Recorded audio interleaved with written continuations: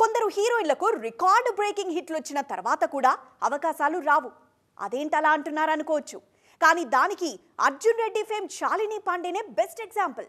ఈమె మాదిరే మరో బ్యూటీ కూడా ఇలాగే ఆఫర్స్ కోసం ఇబ్బంది పడింది. అయితే ఈ మధ్య చాప కింద నీరులా ఈమెకు ఛాన్స్లు వస్తున్నాయి. మరి ఆ హీరోయిన్ ఎవరో తెలుసా? కొన్నిసార్లు పాత్ బ్రేకింగ్ మూవీతో ఇండస్ట్రీకి వచ్చిన లక్ మాత్రం కొంతమంది విషయంలో చిన్న చూపు చూస్తుంది.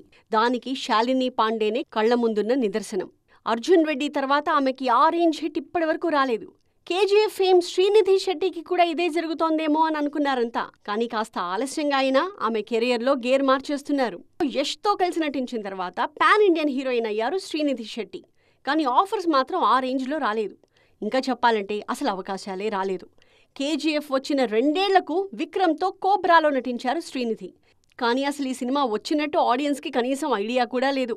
ఇక తన కెరియర్ ఖతం అనుకుంటున్న టైంలో టాలీవుడ్ శ్రీనిధిని కాపాడుతోంది ఇప్పుడు. ఈ మధ్య సిద్ధు జొన్నలగడ్డతో తీస్తున్న తెలుసు కదా అనే సినిమాలో హీరోయిన్గా ఎంపికయ్యారు ఈ బ్యూటీ.